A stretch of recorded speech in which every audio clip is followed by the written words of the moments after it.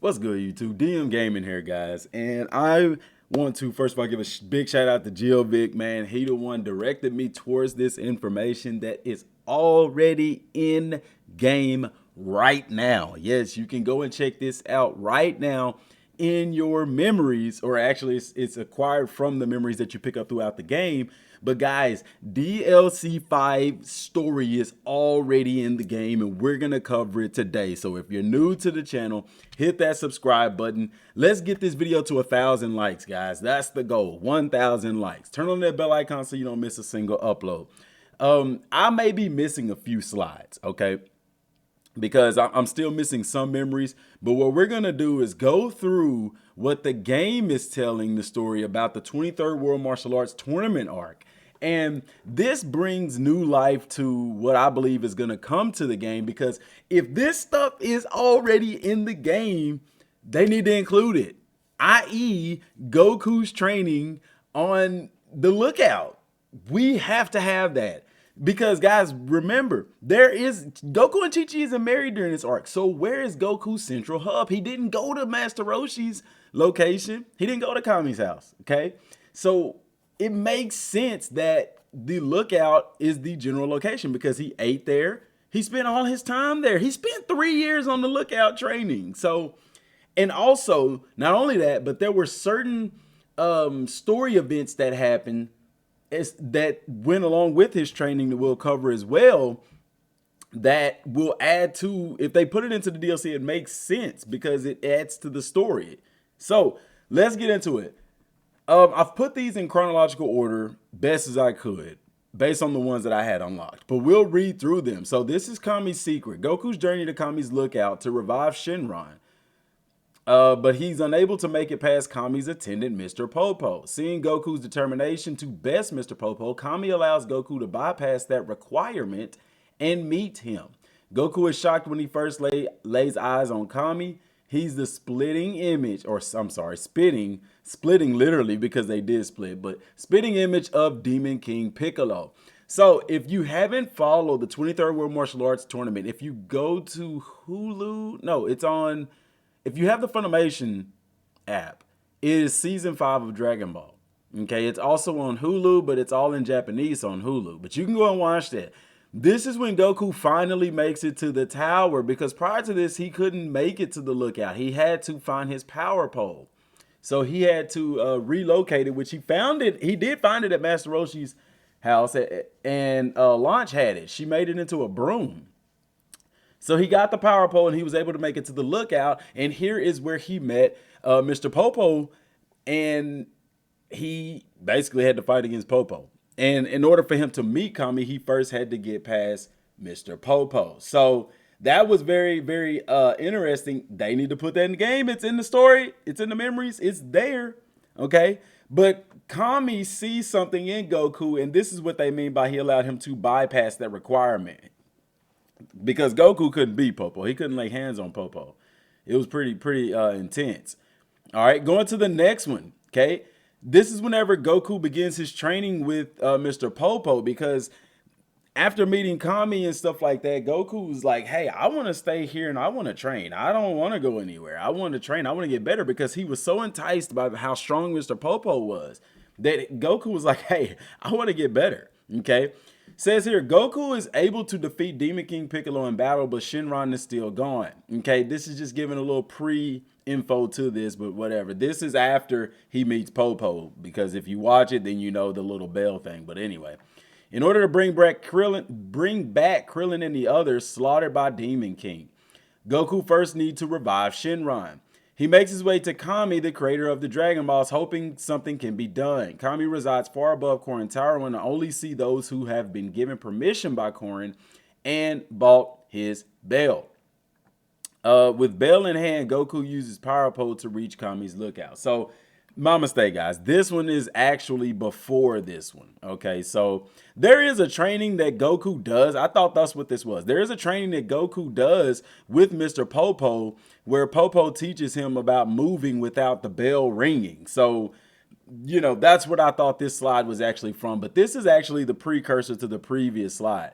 But yet and still, that's how the arc starts. It starts basically with Goku and them, Goku trying to find the Dragon Balls, or Krillin them have died. Krillin's dead. I think Master Roshi's also dead, and Chaozu, if I'm not mistaken. But Goku has to they figure out to try to find the Dragon Balls to revive them, and that's when Goku goes on this journey to go to the lookout. But like I said, first he had to get his power pole, which was at Master Roshi's house, and then he never comes back off of the lookout. Once he's at the lookout, Goku stays there for the most part, and he revives Shenron because they already have the Dragon Balls at Master Roshi's house. The Dragon Balls come back to life. Yamcha notices it, and then they summon the dragon because they know that Goku has succeeded, and from there they wish back their friends, okay? So Goku does do training with Popo that involves a bell, like it's very similar to this one, if not the same one, where Popo is able to move to and fro without the bell ringing, and Goku has to learn how to do that. So that, I thought that's what this was. That's why I put this one second, but it should be the first slide. All right, on to the next one.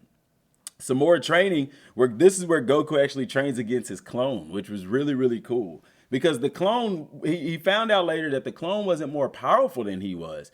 Popo didn't create the clone to be more powerful than Goku. He just created the clone with all the things that Popo was trying to teach Goku. And so Goku was basically fighting against a version of himself that if he learned everything Popo taught him, that's how powerful he would be. It says, after receiving permission from Korin, Goku makes his way to Kami's lookout where he arrives. He's greeted not by Kami, but by his attendant, Mr. Popo. Mr. Popo tells Goku he will allow him to see Kami if he can best him in battle. Goku gladly accepts the challenge, but quickly finds Mr. Popo is too much to handle. Okay? Hearing that Kami is even more powerful than Mr. Popo, Goku is delighted to learn there are people far stronger than him and asks to be trained. Okay, so this goes back to what I was telling y'all previously. The reason I put this slide at third is because when this right here happened, it's actually after he had already agreed to stay on the lookout and train, and Popo agreed to train him.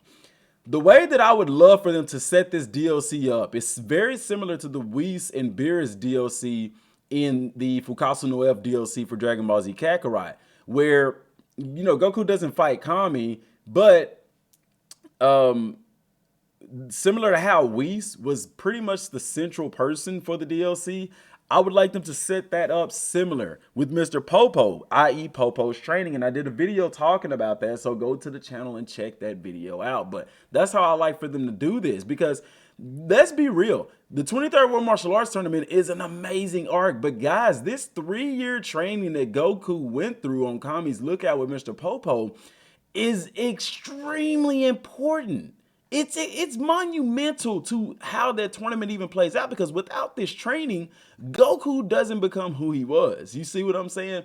So I would be very remiss if they was to leave this out. It would be very, very bad, but I have to digress. So next slide here. This is after the training where Goku arrives at the World Tournament sign up, and he's wearing the turban. He has the umbrella. They don't recognize him. This is the exact same slide that they used to tease us with the 23rd World Martial Arts Tournament arc. And this is where essentially the story actually starts. You know what I'm saying? Like, everything prior to that is just a build up for the main event, which is the tournament, which the game can do the same thing. It needs to. Now, will we train as a kid Goku? That would be cool. I don't know why we can't, because literally we play with Kid Gohan, you know, stuff like that. We little Goten running around in the Majin Buu arc. So I don't know how they're going to handle that. If they put that in there, are they going to have us already look like teenage Goku, or are we going to be like little kid Goku? I think a lot of people would love. Matter of fact, let me know in the comment section down below. Would you love to play as Kid Goku and then later through time skip grow up? All right. 3 years after the previous tournament, the 23rd World Martial Arts Tournament is finally underway. Goku and his friends have grown considerably since they last met. But the one who grew the most is Goku, who is now much taller. That, combined with his turban hiding his signature hairstyle, made it hard for everyone to recognize him at first. Yes, so they were shocked to see Goku. They hadn't seen him in 3 years. That's how long he was on the lookout. So that is a very significant part of this story. because he not only grows in stature, but he grows in strength as well. And you see he has his power pole in his back right there as well. All right, going on to the fifth one. Okay, this is whenever Goku was about to fight Tien Shinhan. So he removed his undershirt, which was black at the time. And in the V-Jump scans, it's black as well, guys. Awesome. Anyway, he removed his undershirt, his wristbands, and his shoes. And this is whenever Yamcha and Krillin was like, bro, this crap has weight to it. Because prior to this, Goku was fighting and he was moving around like it was nobody's business. So this is why they were so shocked to find out that his clothing was weighted. Says here, Goku and Tien once again faced off in the World Tournament. Goku admits he's surprised by Tien's growth, then removes his shoes and some of his clothes. Tien is shocked to find that the clothing Goku removed weighs over 220 pounds in total. That is freaking insane. We have to have this in the DLC. Like, I can't wait to see this cutscene whenever Goku does this. You know what I'm saying? Realizing that Goku has been fighting with weighted clothing this whole time, Tien laughs with delight, excited about the promising fight ahead. Guys, this was an awesome moment. This is probably one of those very first, excuse my language, badass moments in Dragon Ball, you know what I'm saying, where in Dragon Ball history, where it's like, oh man, he's been fighting. And even we were surprised when I watched it. It was like, fighting, oh man, Goku's moving fast, man. He done got a whole lot better. And then you find out this cat been wearing 220 pounds of weighted clothing. It's like, bro, what? It was freaking mind-blowing, guys. And Tien and Yamcha and Krillin, all of them were surprised. And this was an awesome moment. They really have to have this. Now, what's interesting, or something I would like for them to implement, you know, we have the sacred waters to sort of level up our character, right? It would be really cool if through Popo's training, we got like something in regards to the weighted clothing. I would love to hear the story behind Goku getting this weighted armor, weighted gi. Because we know little Goku didn't wear this stuff. So at what point did he get the weighted clothing? And this is something that Goku does a lot, even in the Otherworld tournament. Otherworld arc, you know, Goku has weighted training. Same thing with Goku and Vegeta on Beerus's planet. They had the big jumpsuits that were weighted. Okay. The next slide here, it fast forwards ahead to once Goku is already fighting Piccolo. Kami is disguised as Mr. Hero in the fight, but he later reveals himself, tries to fight Piccolo. But let's read what it says. Goku and Piccolo Jr. face off in the final match of the 23rd World Martial Arts Tournament. By the way, the previous one, Goku fighting Tien, the rematch was a rematch from the 22nd World Martial Arts Tournament where Tien won that one. Piccolo Jr. reveals himself to be the reincarnation of none other than the dreaded Demon King Piccolo, sending the arena into a panic. Now, there is another scan I had that Geovic has that I don't, that he sent me. And that was of Piccolo whenever he was a little junior. Because the egg, like while Goku is on the lookout, guys, while Goku is training on Kami's lookout, Piccolo is actually growing back up because King Piccolo spit out the egg. That egg ends up hatching, and you have this little Piccolo running around just causing all kinds of havoc for no reason at all. Like this little kid wakes up and chooses violence, and it is very, very, it's humorous in a Dragon Ball way to see something like that. But that is something that I really hope that they add to the story, because Piccolo doesn't just become this grown image of Piccolo. He actually grows just like Goku does. So in this arc, you actually see from time to time this little kid version of Piccolo going around terrorizing people. Okay, it says here, I'm going to read that again. Piccolo Jr. reveals himself to be the reincarnation of none other than the dreaded Demon King Piccolo, sending the arena into a panic. Kami disguises himself, and he disguises himself as Mr. Hero, and sneaks into the competition, hoping to kill Piccolo Jr. Unfortunately, killing the Demon King would mean killing himself. This is when we find out that they can't die without the other one dying. Hoping to avoid such a situation, Goku continues to fight. Like, Goku like, bro, I don't give a dang. We finna finish this fight. Knowing good and dang well, if he kill Piccolo, that Kami's gonna go away and the Dragon Balls are too. Okay? And then, of course, after all of that is said and done, because remember, the first fight in the tournament is actually, the first fight in the semifinals, let me rephrase that, is Goku versus Chi-Chi. And this is the epic scene where, Chi-Chi says, Goku doesn't remember who she is. And she's like, you promised to marry me, Goku, blase, blase. So, says here, the Ox King prepares for Goku and Chi-Chi's wedding after the World Tournament. Because, of course, we know Goku ends up winning. But his castle is suddenly engulfed in flames. This could very well be the in-game fight, if you will, even though Piccolo would be the main boss fight. There's always seemed to be something extra with the DLCs. With the History of Trunks, it was the Dabura fight. With the Bardock special, it was getting to play as King Vegeta. Prince Vegeta, sorry, he should be king, but Prince Vegeta. And so with this, I believe that Goku and Chi-Chi getting married is going to be, I think they'll play this out sort of like a sub-quest kind of deal. But there is, anyway, so I think this will be after the tournament. They're going to put this in the DLC.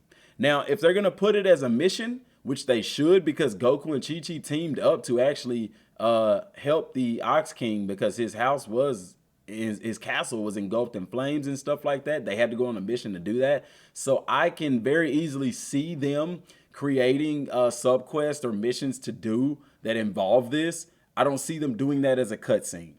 So Chi-Chi could be a support character in all of this. Okay. The Ox King rushes into the burning castle to save Chi-Chi's mother's wedding dress.